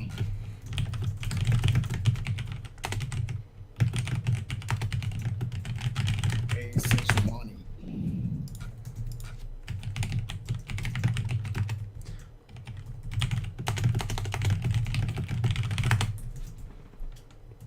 Sorry, I was just talking to somebody. They're trying to organize another game getting casted while we are indisposed. Oh no, wait, I don't have the spoiler banners. Nobody look. Alright. In case you were thinking that Rakan was going to go mid lane. What? Oh wait, that's because this is the wrong... there we go. Know who's trading around. I guess for the team on the left you would, but... Yeah. So they do pick Sejuani Kog'Maw on the blue side, which is very meta heavy. Rakan Zaya also, you do get those benefits from each other's abilities and working together. Braun Yeah. Kog'Maw, so popular with old Kog'Maw, but now that's notable in that Kog'Maw will not have an ardent sensor this game. Yeah. Pretty substantial detriment to his damage output. You know, I'm decide to pick for like a Karma mid or something like that. Yeah, I'm waiting for people to bust out the Orianna Ardent Sensor mid because it still gives you 60 ability power and you get the CDR with it. It's not a bad item for a mid laner, maybe not optimal, but I think it could work. And you get the attack speed from it, which Orianna does benefit from because she has the Clockwork Wind-Up dealing extra damage on her auto attacks. But a lot of people forget that, but that's her passive. Yeah, I think it could work, but I don't really play mid lane enough It's to a broken really... item. It gives stats. It's just everything. It's ridiculous. Yeah. Being honest. It looks like they ban out the Annie. Just in case they don't want to deal with that I'm again. gonna play with another Annie in the game. I can understand that. I play with a Pantheon either, so. Or a Renekton. So, team on the right, I don't know what color that is, I'm very bad with that, is that Jarvan can be used as a flex pick. He can either go top or jungle, depending on what they want to do or what they want to counter pick. Right. Actually, a Zed ban. So really not liking those power assassin mid laner type characters. The jump all in on you in level 6 to try to kill you. We'll see if he goes for the Ahri back to back. I'm pretty sure that the red team were aware of the last game that happened. So I think that's probably why they saw the Pantheon ban come out. So that'll be a Jarvan top. Mostly. Yeah. And you can go Graves top, but Graves is such a good jungler that I'd be surprised to see him not in that Rakan position. can actually give both of them Ardent Sensor. So you can buff 280 Oh, man. But now they need a substantial AP damage source on their side, or else they're just going to be itemized against so effectively by these double tanks coming out from the other team. Yeah, I was talking about Orianna. I think Orianna actually round out this red team composition really well. You have the Jarvan for the initiate. Really well with Jarvan, Rakan. Yeah.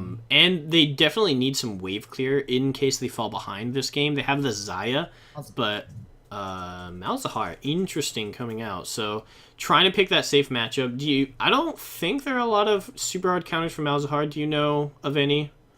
Anyone really counters Malzahar that hard. Oh, He seems like he's incredibly safe laning phase.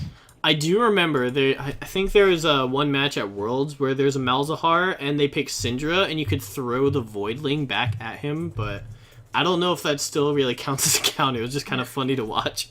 So now Rakan needs to give Ardent Sensor to 3 people. Oh my, dude, this is the dream. Yeah. You're gonna be able to get a lot of use out of that item. He could go Ardent Sensor into Locket if he wants to get it out at the beginning of every team fight, and that also helps counter the Cho'Gath a little. But this is such a big front line on the blue side. Sejuani, Braum, Cho'Gath. From the red side, that they do not have a substantial tank. Kog'Maw is going to shred through their team if he gets going. But at the same time, they have so many different damage sources to actually kill the Kog'Maw. It's going to be a matter of if they can reach him through the massive amount of protection that he has. I mean, every single person on the blue side, Sejuani, Braum, Cho'Gath, Malzahar, has some getting the damage output of the red team. It's going to be really hard to kill this Kog'Maw. Right. And looks like they are into game, so I'll take off the Summoner's spoiler banners. Surprise! It is Sejuani Jungle. Wow. But anyways, Malzahar is taking teleport, so he ran teleport on the Ahri again, and he did make use of that in the lane phase bottom. So, especially with Malzahar, I think Ahri might benefit a lot from the Ignite, but Malzahar isn't usually going to be that super aggressor. Your ganks. Teleport somewhere, he pushes R, it's a free kill. Rotate, get turrets, get dragons. Yeah, it's very easy for Malzahar to succeed with teleport as opposed to Ahri. And the amount of CC layering on this blue side has to be scary. That's a lot of CC. And again, no tanks coming out from the side of the red team other than maybe a Stoneborn Gauntlet or Gargoyle Stoneplate Jarvan later on, but that is not going to last to a Malzahar Kog'Maw, both of which you do percent HP. I think Graves really wants to try to get rolling in the early game, because if he's not super far ahead later on, I think it's going to be almost impossible for him to really breach this front line to get to anybody that he can really kill. But we'll see. That is going to be rough. His job is just going to be, and Nazir, break through the front line as fast as you can before your entire team dies. Yeah, so... Yeah, this is going to be a hard game for the red side. I definitely think that blue team's draft is a lot stronger here. I do want to point out that I think early on, Jarvan Graves could have pretty good gank opportunities in the top side if they're able to make something happen. Or teleport plays in the bot side. Yeah. Right. They definitely have strong lanes. It's just that they need to survive phase.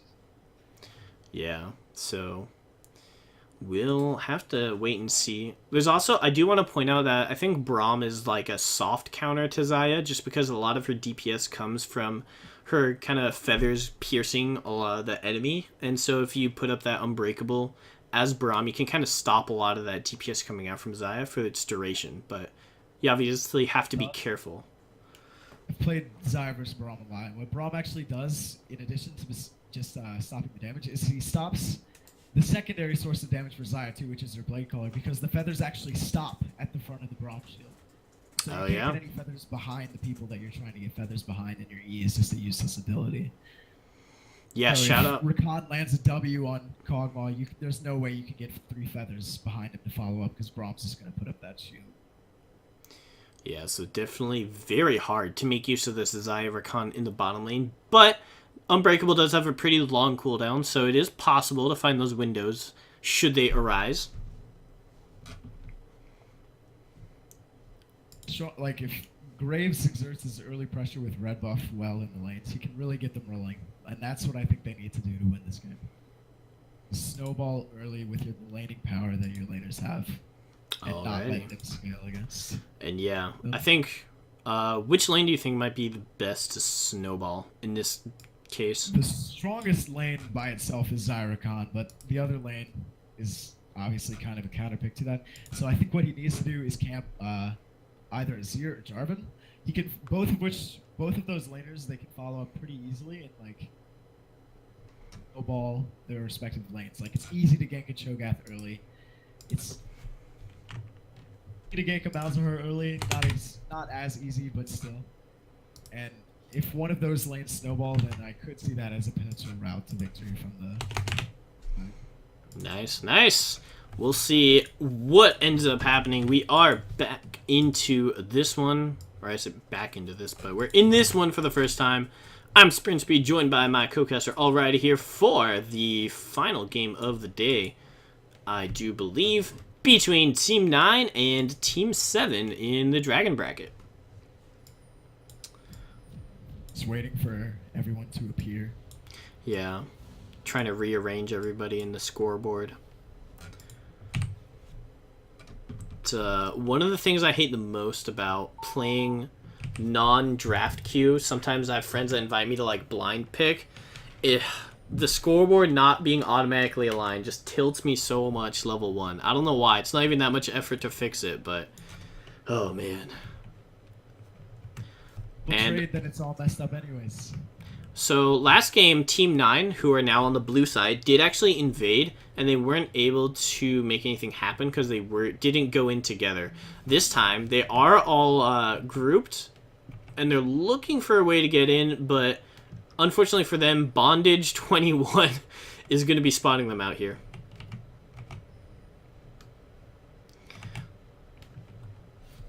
So, Bondiggy. I don't know. Yeah, alright. And actually face-checking this bush, even though they know the enemy team had vision of them, are they gonna flash? That was a very, very clutch call to void from Nug, I think, because I think otherwise they might have flashed for the first blood. And that silence maybe saving Sejuani's life. Sejuani going in massively before the strongest person level 1 on their team is there, the Braum. Definitely, and I don't even think you want to continue face-checking the bushes if you've already been spotted out, because there's nothing really for you to gain. You know the enemy team will be on edge, so luckily for Team 9, they don't really get punished. And that's a... You can actually force people off of the buffs, but yeah, there's not too much of an advantage either way here. Yeah, and blue team opting not to go for a red buff leash, which means they are going to get that level 2 spike a little bit faster. But at what cost? If Sejuani isn't able to gank at the same rate as Graves, that might be an early first blood for the red side. Oh my god. They're just beating each other. Oh, something notable is that Jarvan actually teleported back to the top lane after helping. Oh. No teleport. Huh. Lane.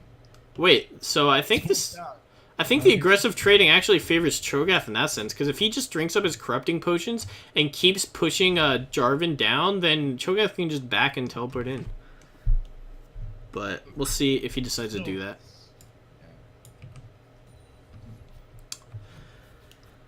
Still dangerous, especially now that Jarvan has the level 2. He definitely has a stronger and more reliable combo than Cho'Gath. It's pretty hard to miss a Cho'Gath, too, even in his small form. Yeah. Baby Cho. So Graves does get that faster clear, but he does see Sejuani win for the Scuttle Crab second. He might actually be going in for a steal. Nobody on the blue team are really in position to help him out. Actually, here comes Malzahar. This could be a collapsed 2v1. Graves wisely not going back there. Azir communicating the fact that Azir is gone, but here they have Jarvan. That's the benefit of getting an early top lane push. Red blue team. Sejuani's level 2 with absolutely nothing to do on this side of the map. There's no way they can fight this. Yeah, and that's the price you pay for not leashing your jungler. Sejuani had the blue buff down to maybe 40% health. If she had had a little, like maybe 5 to 10 more seconds, that could have been them securing the buff, but it's a little hard to say in the end. Well, now we'll see how Sejuani paths to try and make up for some of this gap. And yeah, actually, Derpy Cupcake trying to get the first blood. Cannot reach the wall. Goes down without flashing. Yeah, unfortunately, he could have just flashed for distance as well. Graves isn't really the type that has a huge gap closer. He would have just been followed up with the flash, though. I think it was probably the right decision to not flash there. But yeah, this is what red team needed to do. They needed to take the Graves, who gets that early advantage, invade, and then gank mid and top with the red buff. And that's exactly what they were able to do. So we'll see if this is able to snowball into more of an advantage for red team. Very well played. Graves also spots out that the Gromp is still up, decides it's a little too risky to go for it, but they do have vision of the Sejuani. Both side lanes going to be ganked right now. Rakan tries to go and doesn't quite land the knockup. And meanwhile, in the top lane, Jarvan doesn't get his knockup either. And now, red team are on the wrong side in the bottom lane. Blue, the top... the feathers on the ground. Yeah, we'll see if Zai is able to use the Blade Collar. A flash off from Bagel is going to be able to pick up one kill. Is Bondage going to get another one? Sejuani gets one kill. Where's the Kog'Maw passive? Going to be dealing a little bit of damage. Sejuani ganking at level 3 on a Zyrakan. Everything up. Dangerous situation. Didn't land any spells. Yeah, so... Not what you wanted there. And well played by the Cho'Gath. He's able to get out of his gank scot-free. They do get a kill back on their board. Indeed. Just going exactly how the red team wants it to. Gank, pressuring mid and top of the jungle. Their bot lane, winning the lane, and even surviving the jungle pressure. Yeah, and also Cho'Gath opting to go for a Sapphire Crystal first. But obviously, if you're playing Cho'Gath, you get that Carnivore passive. So if you cast more spells, you can clear more minions and heal a little bit more. So inadvertently giving him a little bit more sustain. It's kind of like getting mana regen on a healing character. So it's looking like he's going for a Catalyst to start, so that'll either be a Roa or... Righteous Glory, something like that. Or wait, not Righteous Glory anymore. I keep forgetting it, it builds out of the... So cool.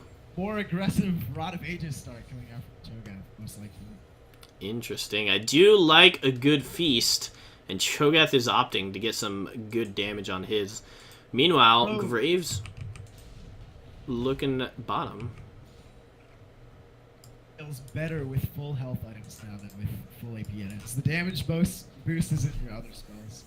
Your Q and W, each with about 1 AP scaling. Alright. I guess Rod of Ages gives you both. But Rod of Ages is a nice mix between the two. Alright, we'll see if Caraman continues to trade. He's actually backing off a little bit. Cho'Gath asserting some dominance there, but he might know that Graves on the bottom side. Meanwhile, Xayah actually getting the root collar off to try, or blade collar to root Braum in that trade. He's gonna get kind of low. Has a few pots, biscuits to heal back up. Waste of the TP by Jarvan though. There was no way that their bot lane was losing that engage. And now it's another cooldown that blue team can relax about. Yeah, and teleport discipline is really for a lot of top laners in tournaments. It could be a new skill if they don't have to use it very often in solo queue, because solo queue, it's a viable strategy sometimes to pick very aggressive top lane champions and then just go ignite or exhaust to kind of dominate your opponent. But if you're not used to teleporting with your team, trying to get that efficiency is a learning process, and it takes some games to learn. Sure. Now trade's going in favor of Cho'Gath with the innate sustain that his passive gives him. Looks like red team's starting up. Yeah, Jarvan getting a little low. Once that feast comes off cooldown, that could be looking a little dangerous. I don't know if blue team really want to contest this dragon, but they're going in anyways. Here comes the Rakan, a great grand entrance. That's going to be knocking two of them up, but the Azir Sec completely sandwiching them. Nug realizing he is in the wrong place, getting the heck out of that one. And now Rakan getting another knockup, but the Sejuani passive going to prevent him from actually dying there. Oh no, is the Malefic Vision going to be fatal? Unfortunately, those nightmares really were... played by the red team, actually. So Rakan lands the 2-man W followed up beautifully by the Azir wall, and then Rakan actually levels up 6 from the 2 kills and is able to re-engage on the last remaining members of the blue team. Just pick up a free drink and a bunch of gold. They almost got out of that without giving up a single kill, but Malzahar is just a little too busted to let him escape. Kog'Maw holding on to his flash and dying for it. Yeah, and I do want to point out that Kog'Maw is going for that, does have that cull, which does give you that extra 300 gold. and I think it's like a 400 because you get the extra one per minion as well. So he's going to get a bit of a gold lead once that finishes, as long as he doesn't lose many more fights with it. But it's debatable whether or not it made the difference in the last trade. He's definitely going to need to be scaling up into the late game, just working towards that however possible. We do see a bunch of lane pressure on all 3 lanes for the blue team right now. Jarvan's just coming back from the base. His teleport has come off cooldown. Rakan flirting with an engage, besides flirting with Zaya's a little bit better. And now here comes the Blade Caller, rooting him up. There's a teleport coming from Malzahar. If he lands his ultimate, that could be pretty dangerous. Oof. There's a Feather Storm, and now Jarvan gets a 3-man Cataclysm. Oh my lord! Really well played by the red team again. Jarvan's teleporting is up at the exact right time to be able to contribute to that. Yeah, I mentioned earlier Carrotman's teleport usage maybe not optimal. That's the optimal usage right there. Definitely blue team overextending a little once they see the reinforcements coming in. It was done without the 3-0-0. Yeah, so Azir keeping pressure in the mid turret. They might even get the inner turret bottom lane. They don't really have any carries to threaten them, so that's going to be a big gold swing to the red side. So now red team needs to just absolutely snowball this game. They need to take Rift Herald, they need to make aggressive dives on their turret, and they need to get an early inhibitor and pressure Baron. Gonna work towards that. Just keep vision control, make picks. Yeah, pretty linear victory now for red team. Nice, nice. We'll see if they do rotate that bot lane up to the top, get some extra free turrets. Xayah is starting to head over there, so Cho'Gath not going to be having a great time going forward against a 2v1, but... Interesting item pickups by the Xayah, though. No power spikes yet. Hardly any damage, actually. Taking a page out of Nug's book from last game, just going full components. Meanwhile, it looks like Cho'Gath is actually going for the Abyssal Mask. Which, in terms of the damage effectiveness, Kog'Maw actually does, with the Ginsus, and sometimes you build Wit's End, does do a lot of magic damage in addition to the Bioarcane Barrage. So, that does give him his teammates a lot of extra damage, but I'm not sure if he needs more tankiness necessarily. Probably not going to be able to go toe-to-toe with the Jarvan at any point. This is a dead. Oh my gosh! Derpy Cupcake. First part of the Kieran killing. Yeah, a Featherstorm gonna be able to dodge the last auto attack, but here's the Permafrost. Good job by Banana Peel. The side of his AD carry to go ward and yeah. to a dead AD carry. And now Heroris trying to bring the glory of Shurima to the mid lane. Actually, Jarvan comes in and gets another double Cataclysm. Here comes Derpy Cupcake using the Cataclysm walls to ricochet his grenades off of. Oh no! That must feel the worst for Sejuani, but very well played this whole game by the Graves. And now all of a sudden Azir is 5-0. 5,000 gold. Graves sitting on 1,500 gold. Winning the game and still not even spending a fifth of their gold. It's not good news for the blue team. Yeah, and Nug is now 2,000 gold behind his mid laner, especially as Malzahar. You can wave clear, but he's not going to have nearly the impact that Azir does in these fights. I do want to remind everyone, though, that before the cast happened, we did talk about how blue team has an incredible late game composition. So if they're able to find a way to kind of maybe give up this outer turret top and defend your inner turrets, avoid trying to avoid these kinds of dive plays from the red side, they might be able to stop the bleeding at some point. The important thing is that they're able to hold the sieges that red team puts together without losing members to picks and stuff. They also need to hope that this Rift Herald, which red team gets right now, is not used that well. If they can get one turret top, that's pretty much best case situation for the blue team. If they can take it bot maybe and get that turret, It's an easy inhibitor. And I don't think Nug wants to be checking this far out. He doesn't really have any business going over here. His passive is still up, so that might prevent a little bit of CC, but Azir gonna be saying hello, welcome to the Sandgrave. And now Cho'Gath, unfortunately, coming in to join his buddy in the mid lane. Grand Entrance doesn't quite land, so he might be able to survive. It looks like they do bring out all the stops on the blue side here. Every member is in the top lane at the risk of giving up a dragon or an inhibitor turret bottom. Jarvan probably just going to go over for that dragon by the looks of it. The siege is actually advantageous to the blue side, though, because of how much gold the red side is sitting on. For 1,000 gold on 3 of their members, almost 1,000 gold on the support even. No man on Graves. There's nothing they can do with this Rift on top right now. Yeah, so even though they are ahead in gold, not really going to be able to translate that into a lead. Carrot Man actually having trouble against the dragon 1v1, so should have gone with the Dragon Slayer Jarvan skin, I guess. He's going to have to get out of there. I mean, every bit of time that the red team wastes is a massive victory for the blue side right here.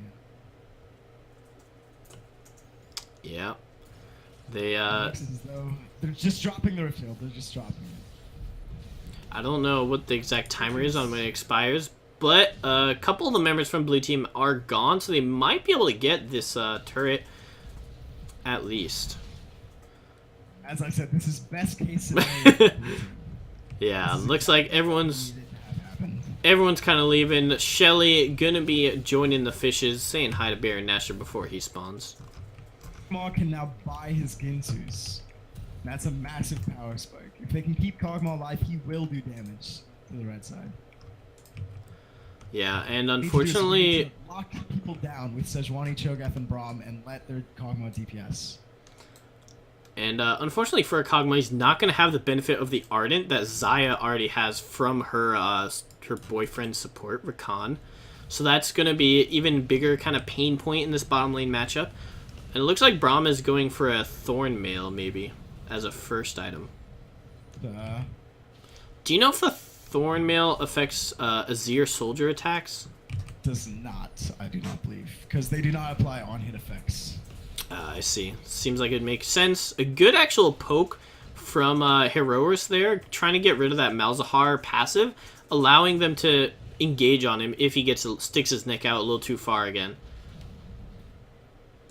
Should be a free Drake for the red side. They just need to clear vision, not do anything too risky, not get caught out by a glacial prison or something of the sort. Yeah, they have the extra 2 members coming in from the top side. Looks like Azir is looking for another insect play, and he is standing on a ward. If Jarvan cataclysms them and Azir, whatever the ultimate is. Yeah, the Emperor's Defy. That's going to be a huge AoE, though. Everyone's starting to go down, but Sejuani does wrap around, tried to stun one person. A lot of the members on the blue team are dead, though. They don't have any carries to really follow through on Sejuani's flank, so looks like it will go in favor of the red side. That will probably be a free dragon, and maybe even more, unless they're able to get out. Sejuani, no, turned around. The fact that that fight was so close is a testament to the danger that red team is going through right now. They need to close out this game. That fight should have been incredibly one-sided with the start that it had, but they still managed to lose 2 members. Yeah, so in the Worlds broadcast, they're talking about what a lead SKT came from when they are down 9,000 gold at 25 minutes. We're already at 7,500 gold at 18 minutes. So this is definitely a huge lead, and yeah, like you were saying, I'm actually impressed blue team didn't get instantly obliterated there. I'm still not really sure what happened. I don't know how 2 members of the red side actually died. Azir I can understand because he put himself right in the middle of everything without Zhonya's, but not really sure how the other member died. Might have been a Cho'Gath feast. I don't remember entirely clearly. I have the spectate camera on, so if you do want to, you can actually jump back through the broadcast and let me know if you're curious. But other than that, we just see kind of Graves exerting some of the pressure in the top lane, flexing his muscles. being the outlaw he was born to be, trying to take over this rift like he took over Bilgewater. He actually didn't take over Bilgewater. That was more Gangplank Misfortune. But maybe that's why he's so eager to put all these wards in the blue side jungle. Oh, it was a Kog'Maw passive that killed Graves. Oh no. Yeah. It's with all the chaos, especially with people like Azir flanking and Sejuani coming from the other side, I really can't blame the red team for forgetting to keep track of that Icathian surprise. It's definitely easy to lose in the team fight. Passive to good efficiency, being the first to die in the team fight. Yeah, Kog'Maw, wow. Thought out play. Maximum passive usage. I love the amount of wards red team has put out here. They even got a super deep ward right near the gate at top lane, just to see wherever blue team try to come out to even think about contesting this Baron. Everywhere they walk, they're they really need to say so. Oh, this is not a good bush. Oh my gosh. Yeah, this is exactly what putting good ward coverage gets you. A perfect engage. Looks like one person does fall. That is the Graves, unfortunately, again. But I don't think Sejuani can do anything to this. This is going to be either a Baron or an inhibitor. Oh, jungler. Looks like they're going for the inhibitor. It makes sense to push for the inhibitor here. Though it's still so early in the game, the death timers aren't all that long. Maybe only 2 turrets. But yeah, what blue team needs to do is they need to itemize not for Randuin's or for a Throne Mill on their Braum. They need a sweeping lens and they need a Sightstone, because the combination of the two is just gonna prevent things like that happening. They know where people are on the map. They know that they can clear out the wards in their own jungle. Just prevent death brushes. Right. And that's something that they were doing last game. They had the Ahri and the Pantheon, and they actually got some picks, albeit from defensive positions, but they were setting those plays up, so they definitely know kind of the thought process behind that. But I do want to see them try to play around it, because especially if you engage on the Braum target and he's the one getting surprised, he can't put up that Unbreakable. You can get those Xayah feathers in, and the Blade Caller doing a lot of damage. I am really confused as to why Braum is going for this Randuin's or Thornmill, though, because the amount of value that he's getting from it is just so much less than he would get from a Sightstone, or even just another support item.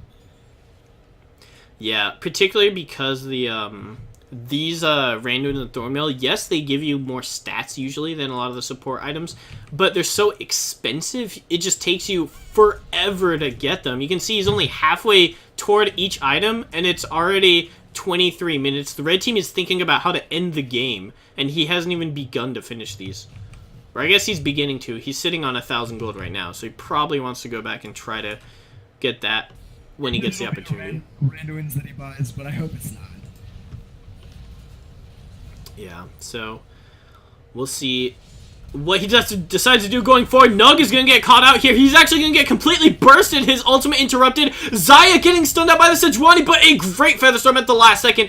Going to be pulling him out, but Cho'Gath is untouched. Kog'Maw is untouched. They're going to be turning this around. He's right back into the middle of the team after that fight, practically just killing himself. I'm not sure what that was about. And that was the power of the team composition from blue side. They had an immense front line that stopped all of the follow-up damage from all the Graves, Xayah, and Azir. All the Kog'Maw just killed the Rakan, and the team could do. They couldn't get past the front line. Yeah, and really good reaction from Heaven Stars on this Kog'Maw right there. Jarvan came in, the flank that he's done 2 or 3 times before this game, instantly flashed out so he didn't get burst down along with Nug. Didn't even take the damage from the Cataclysm. Yeah, so Dragon coming up in 30 seconds. They need to back now and reset. This is looking like it's going to be another free dragon for red side. And if these people don't back now, they're going to get collapsed on by the respawning members of red side. yeah, looks like Alex the Greatest is actually getting pretty close here to this Rakan. Unbeknownst to him, he's teetering on the verge of death. Decides to leave, but now since they're backing at this moment, they can't really contest whatever red team decides to do, and they're going to the Baron. Blue team just meandering around the dragon was enough for a team to decide that they can do the Baron. This is a really good call from Red Team, and honestly, just a capitalization of the amount of wasted time the Blue Team just puts that in the bot side. They have Azir, they have Graves, they have Zaya. They do this incredibly fast. Yeah, the blue team don't even know if they're on the Baron, and it's already gone. So, it looked for a second, or a minute or so, that maybe blue side were back in this, but this is gonna be so much harder. Be an incredibly hard situation for blue side to manage. They need to withstand this. Like I said before, they need to withstand the siege and not get picked in the process. They do not need to engage. They just need to wave clear. They have Cho'Gath, they have a heavy front line to let your AD carry do exactly that. And this is not what you want to be doing. Oh no! Mana for even a W. Yeah, he also gets hit by the Grand Entrance. Nug is in the middle of the team fight again, unfortunately for him. And Zaya's gonna clean house with her ultimate coming out. And Cho'Gath, last one up. That might be the last one up for the game, depending on the death timers. They're gonna finish up this Infernal Drake. They don't have any lanes pushing, but at least an inhibitor for the red team. So actually, I'm not even sure about the inhibitor. The closest wave that they have is bot. And again, this is still pretty early in the game. There's only 10 seconds left on Kog'Maw. I don't even think they can capitalize on this at all. But still, that is exactly what Blue Team did not want to do. They had no mana. They hadn't back. They had so much gold on a lot of the people. Kog'Maw just bought his Runons. And then they were contesting a Fire Drake when people were coming back with Baron. And after spending all their gold, it was just not what they needed. Yeah. And for all the mistakes the blue team has kind of made recently, their wave manipulation has been similarly good as last game. Like, they lost the team fight last game, and they didn't lose the inhibitor because they had the lanes pushed out. They lost a fight here, but because they had addressed those waves before even thinking about that fight, which, I mean, they probably shouldn't have thought about the fight to begin with, but they at least did not lose that inhibitor again. Cost of Red Team's sudden call to Baron. They couldn't set up anything like bot side pushing the wave or anything because the Baron call was so sudden. So it was just kind of a give and take of the relationships between. Yeah, good call on that. Not being able to push after a 1-2 fight. Nug. Azir needs his Zhonya's. He just finished his Zhonya's and he has been the first one to die in every fight. He's the one starting the fights with his ultimate and is with his streamer shuffles, and now that he has his Zhonya's, he can maybe survive and be able to actually do damage. We'll see what he's able to pull out. I also want to... I keep seeing Nug in the middle of these team fights in the engages. I want to see him maybe position a little bit more far back, like when he doesn't have the flash up, where if he can actually stop that or whatever it's called with his ultimate, that would be a massive swing in the team fight. Stop the Jarvan engage or the Rakan engage kind of thing. Wall 0. Oh yeah, that would be pretty huge. But surviving because of the wall. Yeah, good use of the Unbreakable from Braum. We'll see if Azir gets that shuffle with his Emperor's Divide. Meanwhile, Jarvan pushing the mid lane, but Malzahar, a pretty good wave clearer in this game right now. They're taking a lot of poke. Here comes the Jarvan. Gets the Kog'Maw, and Kog'Maw has flash, but he still gets caught out. That's going to be him dying. That might be the rest of the team dying. Nug coming over to try to help. Has to use his ultimate on the Jarvan because there's no other targets nearby. But Zaya and friends are here. Azir, full health. Ooh, Cho'Gath just barely survives. That's actually a very big deal. That could stop potentially the Nexus towers from falling. And yeah, this is... Kog'Maw flash was just barely coming up. He just needed to play a little bit farther back, but instead he gets engaged on by the Jarvan, the Azir, Zaya, the Rakan, and they all just pop him. I don't think he did a single bit of damage that fight. It's always, when you're watching, like, the professional streams, they pull up damage in the last fight. Lowest number, lol. It wouldn't have been a 0 for the Kog'Maw. Again, using that passive. Optimal passive usage. There you go. As many passives off this game as possible. Yeah, Sejuani does have her Warmogs out, so Cho'Gath might be building toward a Righteous Glory or a Warmogs himself. Once he gets either of those items, that's pretty important for him because the blue team has been taking a lot of poke damage from the length of this Azir and Zaya kind of poke. So once they get some Warmogs items on their tanks, they'll be much better suited for the fight when it breaks out. notable is that Braum finished his Randuins and is now going for a Gargoyle Stone Plate. No Sight Stone still from the side of the blue team, forcing to go. Alright, that's a little tilting. You can see if you hit F1, that is almost no vision in their entire jungle. They have one ward, and then one ward in the Tribush, probably from their laning phase, which I guess is still there. That's Both sides now. yeah, very dangerous for the blue side. They do have an inhibitor pushing in the top side. Once this crashes, they're going to have to be one man down. So red team might be looking to aggress on this wave. This is going to be very hard for the blue team to manage now, but there's no more Baron buff. Yeah, there goes the Xayah, and Kog'Maw pops a flash. Jarvan might be able to do something by himself. Looks like Xayah gonna be following up with her own Blade Caller. Oh, but she gets hit by the Sejuani ultimate. Malzahar's still alive. If Malzahar's able to stay alive, that might be enough to turn it around. But it looks like the gold lead might be a little too much. And now, poor Sejuani, her War Pig just lumbering around. Not gonna make it. Kog'Maw blowing flash before the Cataclysm was even used. Easy for Jarvan to just hop on him. And the team wasn't there to defend him. There was no Unbreakable. There was no Sejuani ulting the back line to stop it. It was just general not enough coordination from the blue side. They weren't able to protect their carry. Yeah, they had to recognize that with all the waves crashing, red team was looking to engage that wave. And even though they cleared the minions, Jarvan Rakan still went in for the tower dive. Weren't really expecting that, or even if they were expecting it, didn't really prepare for that. So very well played by the red team. Pretty much seeing their win condition of smashing the early game with their Graves, fulfilled on that. Yeah, definitely. And it's definitely that one teleport by Jarvan in the bot lane, I think, is what really got the game rolling for them. When he got the instant triple kill onto the 80 carry is exactly what you want. Shutting down the Kog'Maw, pushing in the bot lane, getting 2 turrets. It was just massive swing. Yeah, before that, it was a little back and forth. The Sejuani had some trouble. Graves did have a good kind of read on that, where she didn't get, maybe she was a bit slower, didn't quite get the leash. And then Jarvan really pulling through with that, like you said. And he had multiple pretty dang good Cataclysms. Definite laser focus on what his purpose was in the team fights, where Right.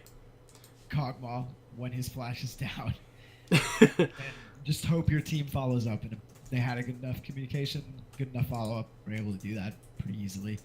I think for what blue team needs to work on is they need to work on how they play their composition. They need to know what their composition needs to do to win, their win condition. And they need a Sightstone and they need sweepers. They have no sweeping lanes. I don't know if they had any sweepers last game either. No possibility for vision control. And it was just super easy for the other team to make picks in their jungle. Just completely one-sided in vision. Yeah, and even when they were coming back, like you said, sometimes they would come out even or ahead in team fights that they had no business even winning with the gold state of the gold deficit. I mean, but then they'd walk into a death bush. Better. I mean, it showed in the team fights how far they were, and how close they were still able to be, even with their 80 carry dying so early. But yeah, just weren't able to capitalize on anything and just not able to take advantage of the. So, if you had to give out an MVP for this game, who do you think would take the cupcake? I would say either Jarvan or Azir, but I would probably give it to Jarvan because both of them had the same job that was kind of initiating the fight, but I never really saw Azir doing the damage that he needed to during those fights as well. A lot of times just dying as that fight began. Yeah. Jarvan just... He did end up having the most total damage in the game, but a lot of that might be from poke. A lot Anyways, of that is in those sieges, not in the actual team fights. Right. But those balls were good. They were in the right spots, but yeah, the Zhonya's... I just think Jarvan did. I think... Did too. Yeah, I think it was... I would probably agree Carrot Man pulled through to get the ball rolling in a lot of cases. Maybe more cases than Azir did, but I think it's more how coordinated the red team was, where they all knew their respective roles. Where like you Level 3 invade. The coordination that their mid and top laner pushed in were able to get that blue buff from the Sejuani and absolutely... I mean, it all resulted in so much. Like, that invade got Graves level 4 when Sejuani was level 2. Sejuani ganked bot level 3 when she was massively under-leveled, and it was a turnaround by their bot lane. I mean, it all just resulted from the communication between the jungler and the laners to pressure their lanes and rotate. Right. All around from red team. I also do want to give Bondiggy21 a cool shout out in the last fight when they're diving that inhibitor turret. When Rakan initially went in, there wasn't Jarvan went in. There wasn't a lot of damage follow up, and she actually aggressively flashed forward under tower. Where a lot of times in these high pressure tournament situations, flashing forward as an AD carry just seems like such a intimidating task. Yeah, but followed through, and that's exactly what they needed to be on the same page. We're all going in right now and we'll win, and they were able to make that happen. It was just like Rakan went in, he was like the first initiation, Kog'Maw dodges it with the flash, and then Jarvan follows up after the flash is down. There's nowhere he can go. So yeah. At that point, what blue team needs to do is they need to completely stop the follow-up with the front line, the CC that they have, and they just weren't able to do it. Yeah, and they weren't really in position. A lot of their ability to peel comes from the fact that Sejuani Cho'Gath are just huge beef balls that you can't walk past, or get silenced, or you have the Unbreakable. But unfortunately, the positioning wasn't quite there from everyone. So well played to both teams. But I guess Team 10 came out a bit... I mean, no, this is Team 7, I think, now. Team 7 did come out a bit better this round. Anyways, good games already. Do you have any final words for anyone still watching? Yes. Hey, Sightstones, buy support items. Please. It hurts me.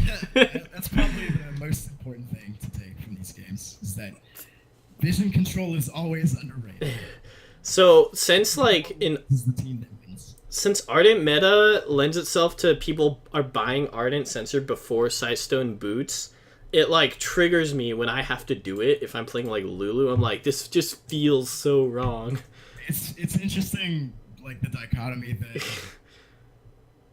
people are building these Ardent Sensors to stay in lane and not take risks and just pure protect baby carry, but at the same time they're putting themselves in a massively risky situation for 4 and 5 man dives in the bot lane because of the lack of wards. But Interesting indeed. Well, anyways, I'm Sprintspeed. Thanks for watching, everyone, and I guess we'll probably see you sometime next week. right. Peace.